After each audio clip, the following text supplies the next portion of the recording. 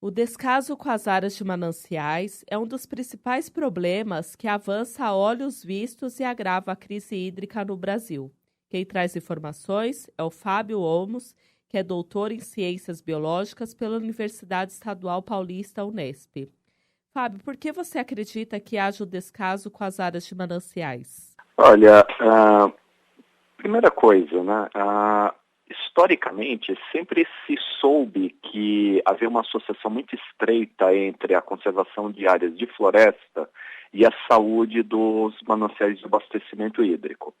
Se você olhar, por exemplo, lá no século XIX, quando o Rio de Janeiro encarou uma crise hídrica muito, muito séria, uma das primeiras medidas que foram tomadas pelo então imperador Pedro II foi exatamente de reflorestar as áreas de abastecimento, né, dos mananciais de abastecimento que haviam sido desmatadas, e o resultado disso é a Floresta da Tijuca, que está lá até hoje. Aqui em São Paulo, o Parque Estadual da Serra da Cantareira tem origem exatamente na preocupação em conservar o manancial de abastecimento que era um dos principais da cidade no início do século XX, né? E aí depois se perdeu esse conhecimento, esse reconhecimento da importância dessas áreas de floresta e se passou a ocupar e desmatar essas áreas de uma maneira inadequada.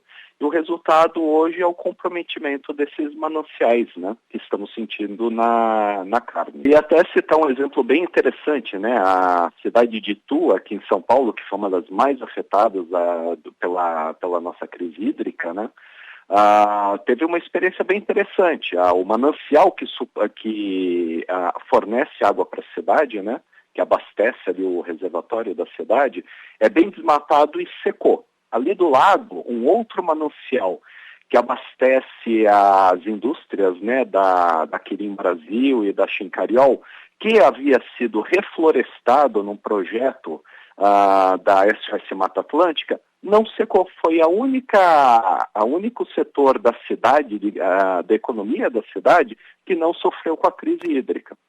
E acho que esse exemplo assim, é muito didático para nos fazer pensar onde que estamos errando. E, Fábio, outra informação que você nos traz são sobre as principais áreas de abastecimento de grandes regiões metropolitanas que estão sendo destruídas. Eu gostaria que você falasse também sobre essas causas de destruição, sobre os principais fatores aí que contribuem para essa degradação. Olha, as grandes cidades do Brasil, as regiões metropolitanas, têm um problema seríssimo que é da má gestão do espaço e da urbanização absolutamente desregulada, né? Todo mundo que já voou por cima da Grande São Paulo vê isso, né? Áreas que são inadequadas para serem ocupadas por questões de inundação, porque serem áreas de várzea, ou encostas que são áreas de risco, né? São ocupadas sem que haja uma preocupação real ou efetiva do poder público em evitar que isso aconteça e a mesma coisa por aqueles que estão ali ocupando aquele espaço, né? E para mim, e acho que assim, é um consenso que essa urbanização, essa ocupação desregulada e sem controle desses espaços é o que tem contribuído muito para degradar os nossos mananciais de abastecimento, né?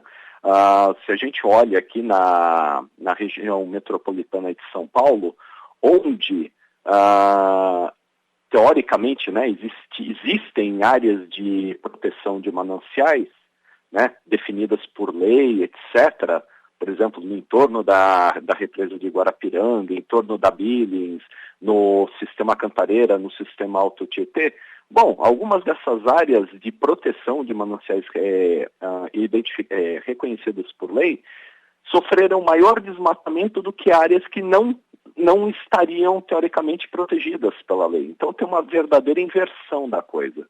Então acho que assim, um grande problema que a gente tem é essa urbanização completamente selvagem, né?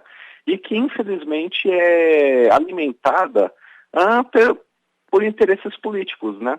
Porque sempre tem aquela coisa, o sujeito sempre tem um político por trás de uma invasão ou da regularização de uma invasão. E aquela coisa, não adianta você trazer eletricidade, botar asfalto na rua, etc., e chamar isso de regularização, porque, na verdade, isso só consolida o comprometimento do manancial de abastecimento. E, Fábio, para finalizarmos, eu gostaria que você nos deixasse aí o que o país necessita para garantir a produção de água. O que é necessário na sua concepção?